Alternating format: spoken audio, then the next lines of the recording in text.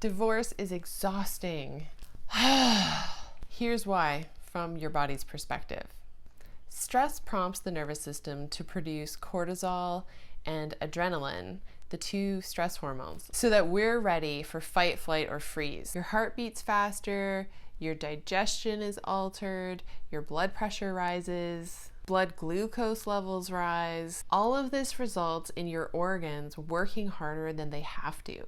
Under normal circumstances, our bodies go into fight, flight, or freeze for a short amount of time.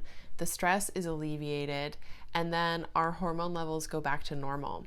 But when stress is constant, the way it is in a high conflict divorce, your hormone levels are kept at that high level and your organs are kept working on overdrive for way too long. So over time, our organs start to be hurt by the stress, and our bodies are designed to heal and regenerate and recuperate during rest.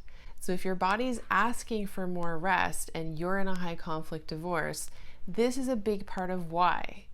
You can't override the exhaustion of your organs. You need to just honor it by resting. Tricky thing about stress is that often our coping mechanisms or its very impact on us creates this cycle of adding even more stress and damage to the body. For example, always being on alert or scanning for danger or being easily startled. These symptoms themselves take up a lot of energy and focus and add stress to the body. So the body is actually having a whole other thing it has to deal with. Another example is when we use self-destructive behaviors like addictions to cope with our stress. Here we are adding again another layer of abuse or violation to our bodies that has to be managed and healed. When you drink too much, or you're stress smoking, or you're stress eating, or you're stress phone cracking out on, the body heals and regenerates during rest. So if you're tired during divorce, it could be because of your coping mechanisms and the very impacts of stress itself. Another thing the body has to deal with in a high conflict divorce is grief.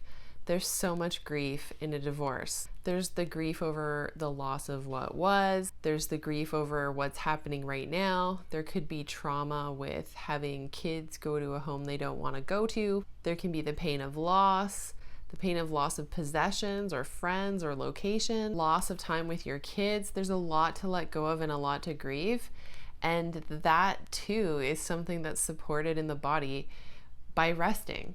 The final reason why our bodies need more rest during a high conflict divorce is because maybe we're single parenting. Physically, you're doing a lot of work. You're doing all the laundry, all the cooking, all the cleaning, all the appointments. Everything weighs on your shoulders, and that's actually just a lot of movement and carrying and picking up. It's hard on your body. You need rest. Mentally, single parenting is exhausting because it sometimes can feel like you're always on. Even if you get a break and your kids go to the other parent's house for a while, you still have to catch up on everything you fell behind on. You're just constantly on. And there can be the other added element of managing your kids' disruptive behavior if maybe the other home isn't a happy one or it's even an abusive one. So the solution to all of these things, the best way you can support your body through a high conflict divorce is by finding things and practices that calm and regulate your nervous system. So this can be as simple and sweet as just turning the radio off if you're driving somewhere and just having quiet, or assigning screen-free time every day, or taking 2 deep breaths every night before you brush your teeth.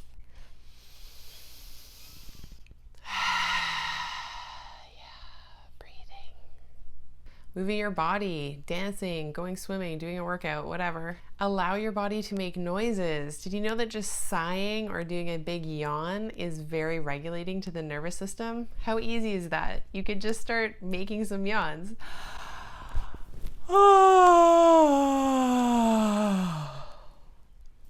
See? Ding! I just regulated my nervous system.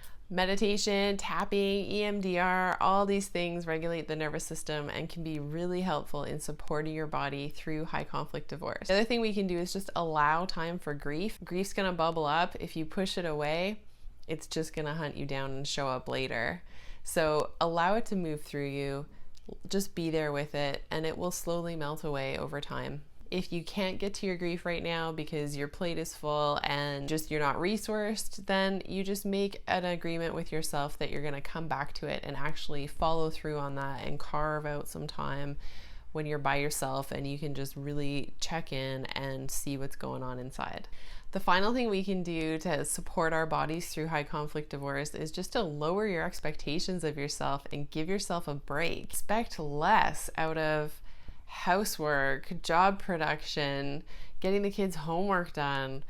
If there's a potluck, maybe you just send napkins. Like, lower the bar and be kind and gentle. Don't allow harmful self-talk. You're not lazy. You're not disorganized. You're a single parent going through a high conflict divorce.